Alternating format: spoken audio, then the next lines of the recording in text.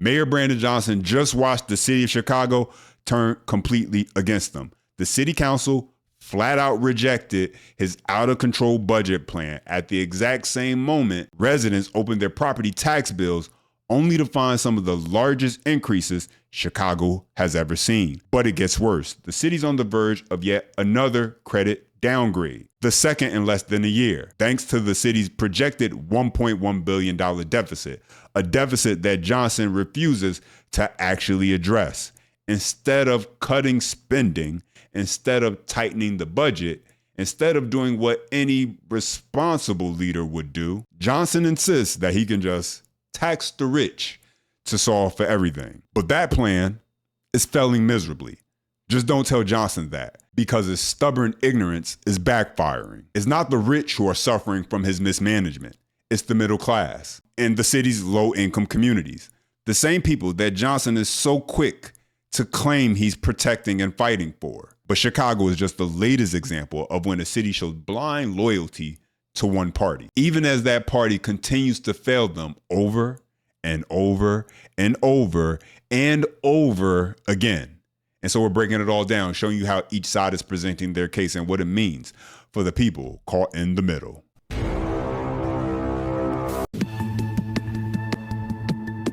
Chicago alders have rejected Mayor Brandon Johnson's controversial corporate head tax, but the mayor says his fight is just beginning. WGN political reporter Tamon Bradley is live outside City Hall right now, where both sides are digging in their heels. And Tamon, the big question is, where do we go from here? How do we get this resolved?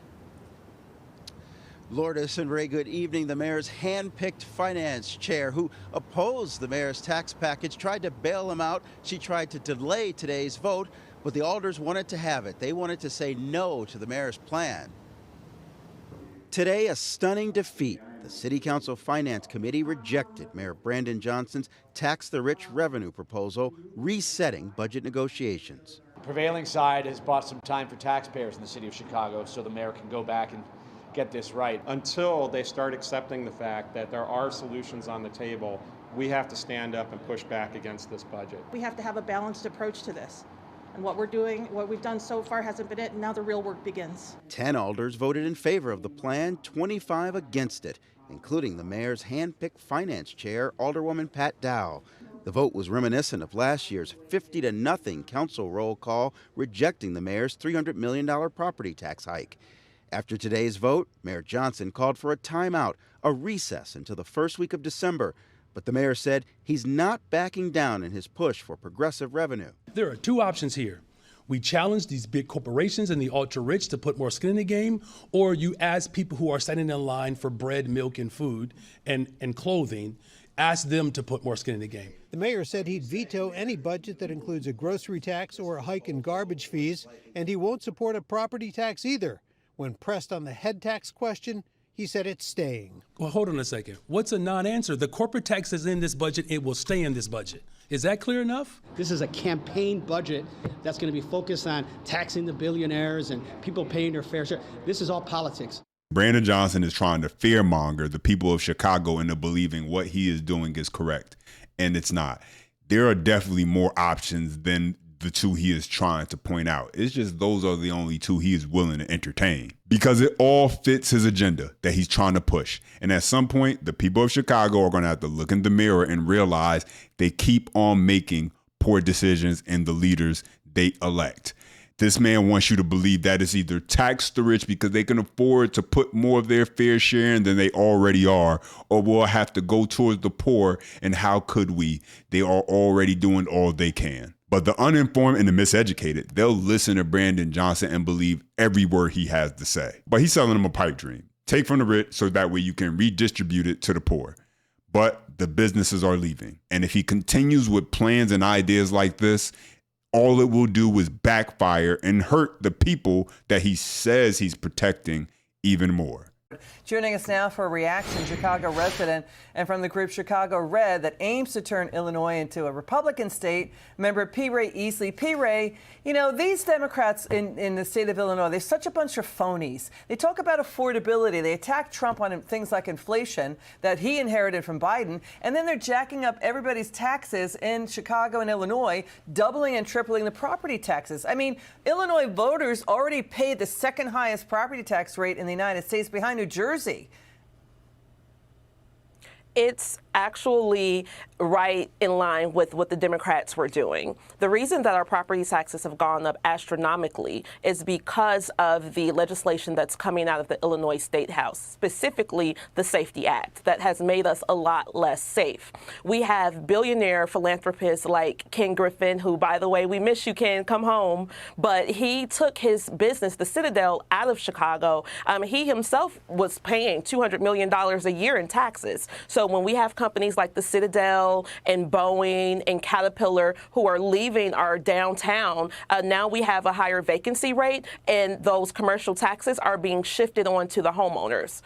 So does Mayor Johnson, does Pritzker see that they're losing businesses because they're so backwards with their tax structure? I mean, for example, Cook County in Illinois, it's among the nation's most expensive for property taxes. Property Correct. taxes there, it's more than what the typical homeowner in California's Orange County or LA County or San Diego County pay. I mean, so, and it's now turning into a ghost town for businesses in Illinois with how they're just so flawed in how they're approaching the tax structure. And this is why tax the rich never works, unless you can force a business to stay and pay, because we live in not just a national, but a global economy, and businesses can always leave.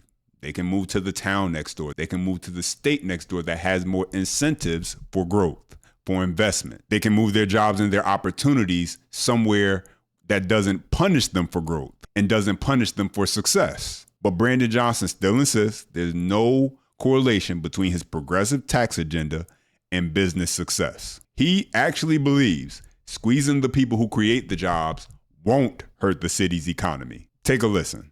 They're making the argument, and I'd like your response to this, that if you tax businesses more, that you're likely to hurt the economy downtown. You're likely to increase the vacancy issues that are currently contributing to the shift because property values or properties devalued downtown. So, I mean, what's going to happen if businesses do get hurt more and maybe they shift employees outside of town? People aren't coming downtown. Property values go down. Doesn't that hurt homeowners in Englewood and in Austin even further, as the Pappas's report seemed to indicate? Well, look, you know, I try not to live in hypothetical. I'm a Bears fan, so I try to live in like real practical terms. You know, here's what I believe folks are missing who have that particular vantage point. The reason why, first of all, the vacancy exists is because obviously we're still recovering from the pandemic.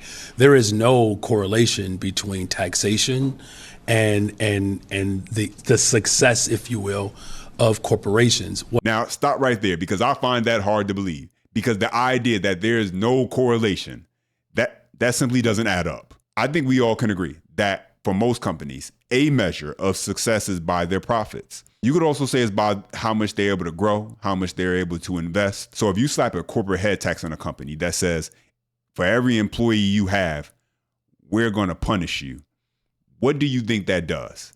Do you think that encourages growth for a company or stifles it?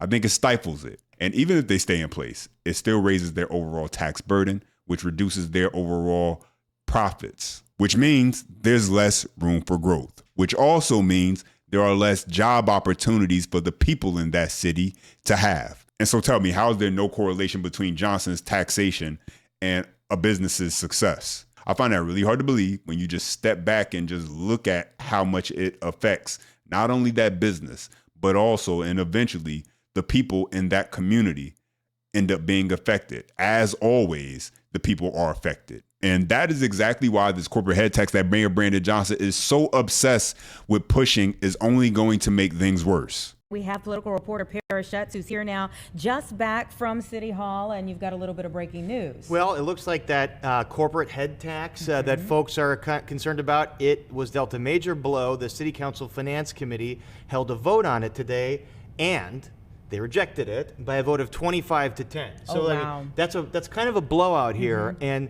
so the Finance Committee is kind of like the harbinger of where council is on this. So if it can't pass the committee, it's not going to pass the full City Council. And the mayor has a lot of work to do. But they were clear in their message. We are not for this. We listen to the business community. We fear that that's going to drive them away. And so they voted it down. So it's back to work. And driving more businesses down is one of the biggest issues that keeps coming back up. And when we were talking about property taxes earlier today with Maria Pappas, and she was talking, well, if you have all of these empty storefronts, you know, how the consumer or, you know, the home buyer then ends up picking up that burden. Yeah, and that the alderman in opposition to the head tax tried to connect those two things. So what the Pappas study showed is that because there's vacancy in the loop, these property values are going down. And this is the loop is the piggy bank for all of the city. This is where all the revenue comes in that helps programs that support the West and the South Side. So what these alders are saying is if you pass a head tax, you're encouraging employers to locate elsewhere, not in Chicago, which will drive those values down even further in the loop, which will hurt the entire city. That's the point they tried to make. The problem that Brandon Johnson has is that he believes you can fix Chicago's problems by adding more government, more taxes, more dependence. But the signs are all there, and the entire plan is falling apart in real time. Rob, Judy, people may have sticker shock. The Cook County Treasurer's Office has been analyzing the new tax bills and says that citywide, the median residential bill jumped more than 16%. That's the biggest increase in at least 30 years.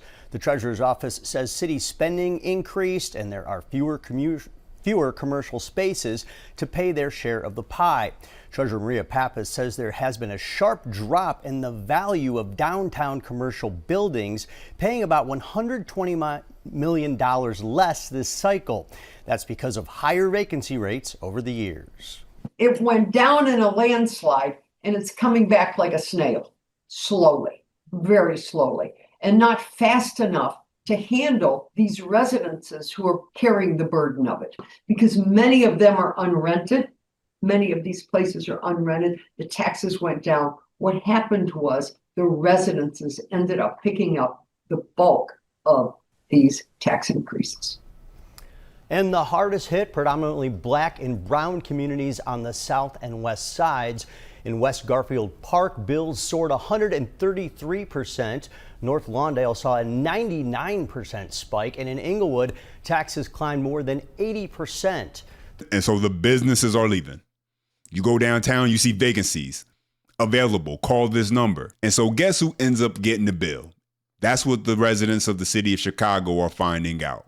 They're getting the bill. But Brandon Johnson, he still wants you to believe that you can tax the rich. They're not paying their fair share. They need to put in more. Because he doesn't have the mind to even understand how you solve for a problem like this.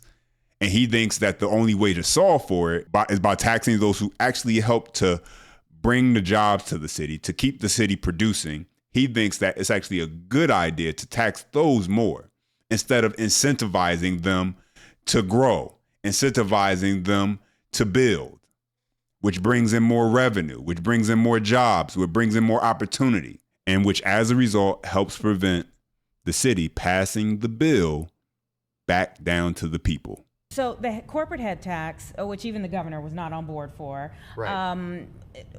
gets a no. Okay, right, that's a no. But there are several more taxes that are still in the works. And here's the thing: they all today's vote was on the revenue package, so it was all the taxes and fees. They all got the no. So I don't know if the viewers here or the streamers want me to list every single one. We counted more than 22. We've got time. Okay. All the proposed hikes here: wheel tax, personal property lease tax, regulated and limited business license, food business license, commercial boat passenger license, recycling facility operator fine, annual food establishment inspection fee, public health violation inspection fee, boat mooring tax, You know, all you boat owners out there. Rideshare congestion fee expansion, storage and towing fee, livery vehicle license tax, commercial driveway permit fee, canopy construction scaffolding permit fee, work vehicles obstructing the public way fee, vacant building / property registration fee, employee head tax, which we mentioned, social media amusement tax, DOB trade license fees, online sports wagering. Woo. Yeah. Those are all the taxes and fees that the mayor proposed to hike. I don't think you need to be some business genius to understand this, but maybe Brandon Johnson does, because none of what he's proposing sounds even remotely inviting to companies that's looking to invest in a major city like Chicago. And it's not just about keeping the businesses that are already there. It's about attracting new opportunity also, new jobs, new industries, and nothing Johnson is doing sounds appealing to an investor. If anything, it's like he's putting a giant sign at the entrance of Chicago that reads, "Please turn around. We don't want your business. We don't want you to succeed. Please stay away." And that's exactly why the city council rejected his plan. They can see the damage it will cause.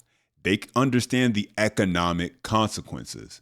It seems that Brandon Johnson is the only one in the room who still doesn't get it. But those are my thoughts. Now I want to hear from you. Drop your comments down below. The best way you can show your support and that you enjoy the content is by smashing that thumbs up. That tells me you like the video, and subscribe for more breakdowns like this. And as always, until next time.